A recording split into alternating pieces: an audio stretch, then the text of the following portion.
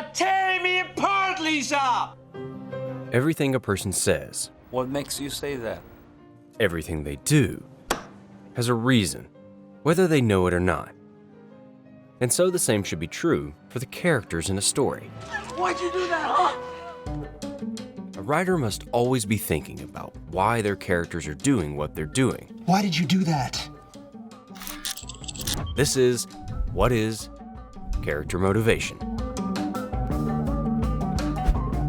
Let's motivate you to subscribe to StudioBinder and enable notifications to stay up to date on all our filmmaking videos. We will be spoiling the following movies. That gives us a motive to get started. Let's get started. Character motivation refers to the reason a character behaves a certain way. Fittingly, motivation comes from the Latin modus, which means motion.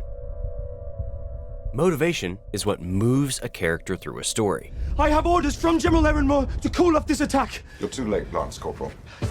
There is no story without motivation. Even if your character does nothing, they need to have a motivation for doing so. Well, what about you now? What would you do? I would do nothing. Motivation is rooted in need. A character wants something or wants to avoid something, and so their actions and behaviors will be focused to that end.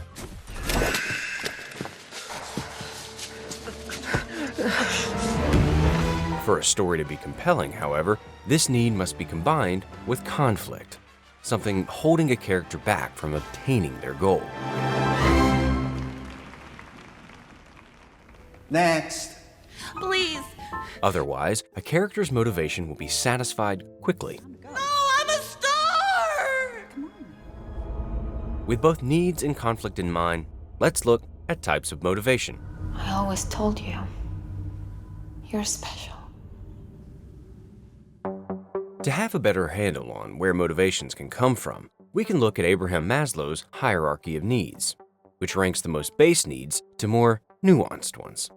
These needs can be split up into 5 categories: physiological, safety, love and belongingness, esteem, and self-actualization.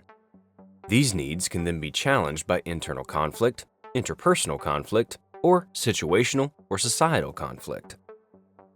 At the bottom of Maslow's pyramid are physiological needs, the things a human needs to survive, such as food, water, and shelter.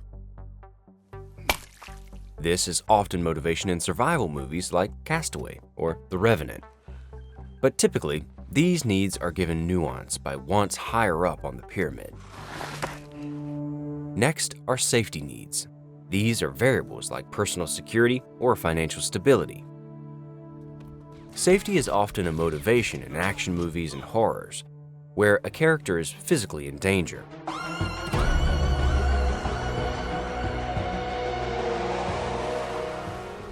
But like with physiological needs, there is typically another motivation also in play.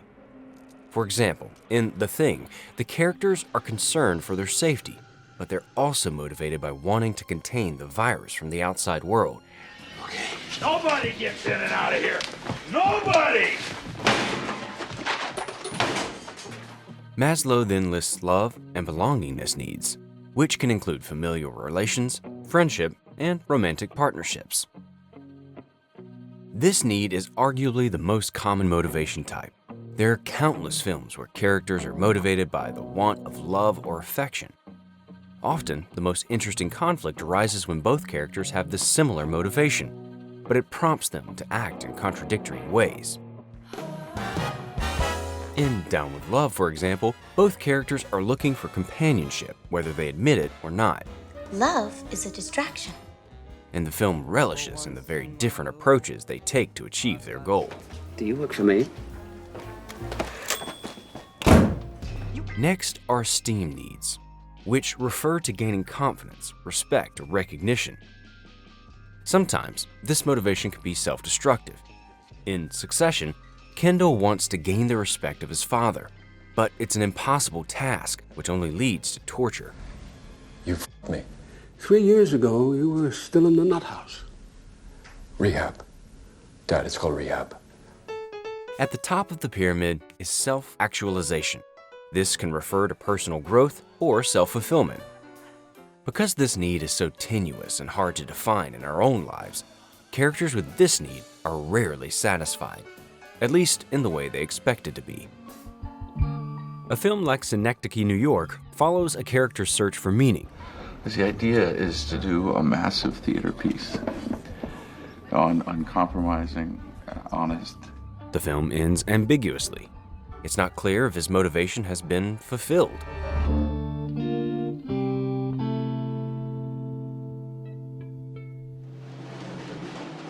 In Whiplash, Andrew's drive to become a world-class drummer comes at great personal and physical cost. And really, I'm just going to start to resent you for even asking me to stop drumming. And we're just going to start to hate each other. And it's going to be ugly. And so for those reasons, I'd rather just, break it off clean.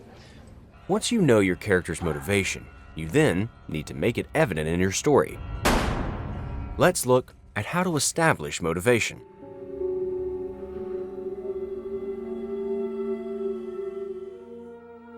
Just because you know why your character is doing something doesn't mean your audience does.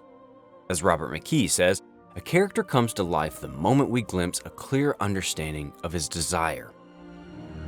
The most obvious way to establish motivation is through dialogue. This can be very direct, as it is in Gladiator. As this example shows, this approach can work for highly emotional moments. My name is Maximus Decimus Meridius, commander of the armies of the North, general of the Felix Legions, loyal servant to the true emperor, Marcus Aurelius, father to a murdered son, husband to a murdered wife, and I will have my vengeance in this life or the next. Typically, however, a writer will want to opt for something a bit more subtle. In The Shawshank Redemption, this line insinuates Andy's motivation. Get busy living. You get busy dying. Without being too overt, this piece of dialogue points towards Andy's need to live a fuller life outside of prison.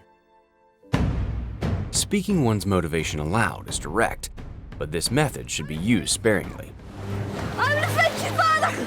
I'm gonna save you, mother! I'm gonna kill you, father! A deeper and more powerful way to communicate motivation is through behavior. Show the audience, don't simply tell them. In this moment, without explicitly saying so, we understand Wally's desire for companionship. This informs us of his infatuation with Eve and the motivation to be with her. Motivation is often built through backstory. Bruce Wayne is driven to fight crime as Batman because of a traumatic childhood experience.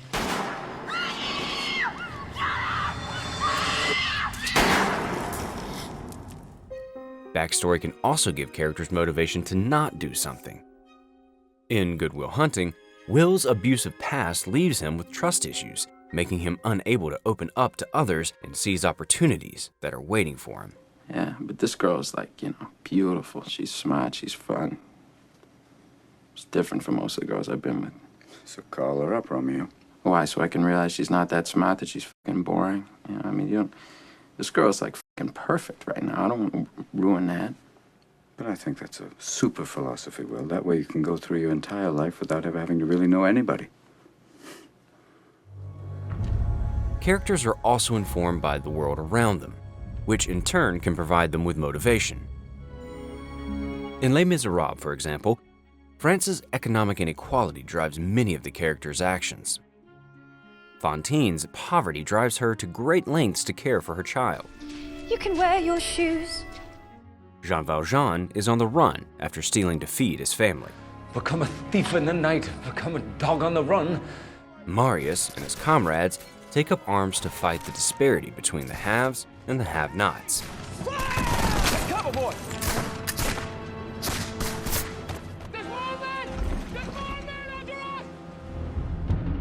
Sometimes the root of a character's motivation can be less clear.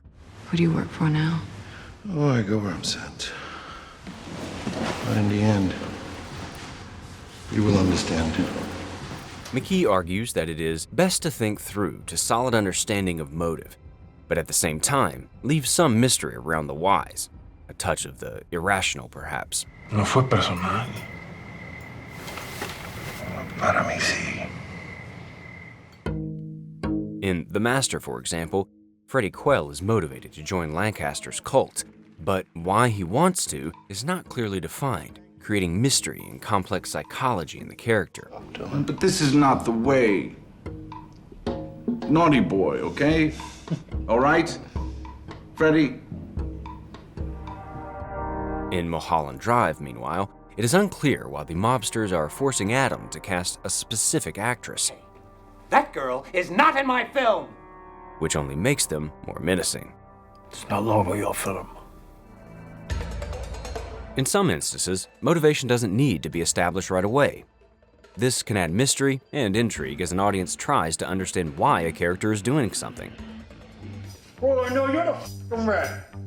All right, now you're using your head. Before we know, he's the rat.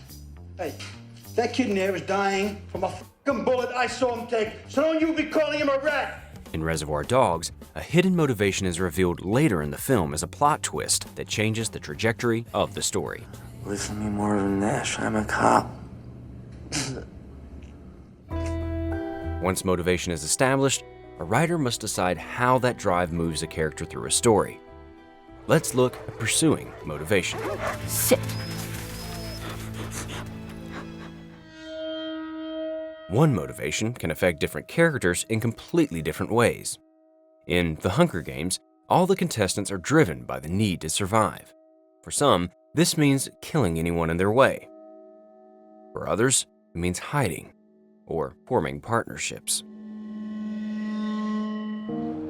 For some characters, a motivation may remain steady throughout a film's runtime. In Aaron Brockovich, the protagonist is driven by the need to expose the truth about contamination and compensate the families. I just don't see why you're corresponding with PG&E about your medical problems in the first place. Well, they paid for the doctor's visit. Wow. Why'd they do that? Because of the chromium. The what? The chromium. Well, that's what kicked this whole thing off. This motivation is relatively unwavering, pushing her step by step through the story. So before you come back here with another lame-ass offer, I want you to think real hard about what your spine is worth, Mr. Walker. Or what you might expect someone to pay you for your uterus, Miss Sanchez. Then you take out your calculator and you multiply that number by 100. Anything less than that is a waste of our time. By the way, we had that water brought in special for you folks. Came from Well and Hinckley. But even if a motivation remains the same, it may affect a character in different ways as they learn and grow. Juno, for example, has several changes of heart after she learns she's pregnant. No. There it is. First, she wants an abortion. I was thinking I'd just nip it in the bud before it gets worse. Then, she wants to find adoptive parents. I was thinking I could, have this baby and give it to someone that, totally needs it, you know? Like a woman with a bum ovary or a couple nice lesbos. Then, she questions whether she can give up her child. But these surface-level shifts are anchored by the deeper motivation of self-actualization. Juno wants to do what's right for both herself and her child. She's just trying to find out what that is. Oh, God. That was magical.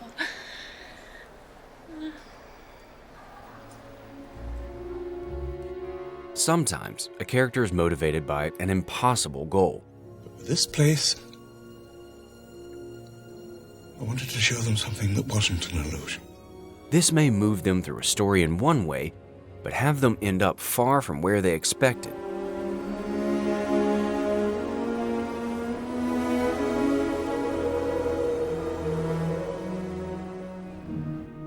In 25th Hour, Monty is preparing for his prison sentence during his last day as a free man.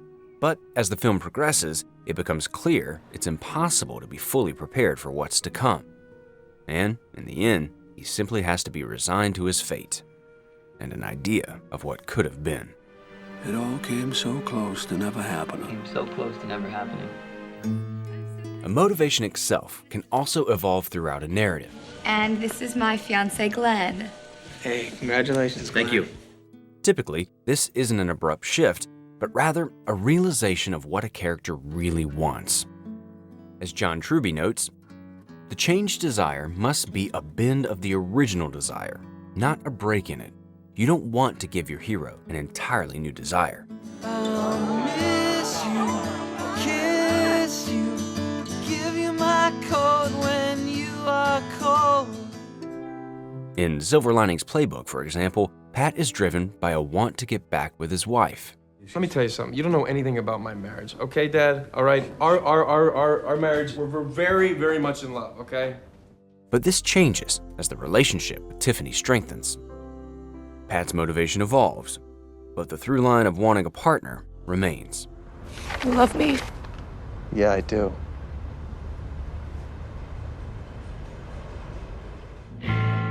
As you can see, there are many ways a character can pursue their goal. As a writer, it's up to you to figure out which one is most natural for the story and the character. However your character's motivation manifests, you'll want to create obstacles that prevent them from achieving their goal. A character's motives and resolve should be routinely challenged throughout a narrative. And the best way to do this is with obstacles that are connected to the motivation. Dad! In Finding Nemo, a terrible tragedy motivates Marlin's strict protection of his only son. Daddy's got you. Nemo! During his journey to rescue Nemo, Marlin is paired with Dory, who challenges these deeply embedded traits in himself. Come on, trust me on this. Trust you. Yes, trust. It's what friends do. The obstacles they face are tied to the lesson he must learn. To be a better father, he must learn to let go. No, I am not gonna lose you again! Dad, there's no time! It's the only way we can save Dory! I can do this! You're right. I know you can. Lucky Finn! Now go! Hurry! It's showtime. No matter how bizarre, how inscrutable, how unknowable your character is, You don't know what you're talking about, do you? you still have to have reasons for their actions. As a writer, it's up to you to find out what they are and have your character respond to them believably. We did it. We did it, buddy. StudioBinder has all the motivation you need to complete your next project. Write, storyboard, and more. That's all for now. We hope we've motivated you to come back for next week's video.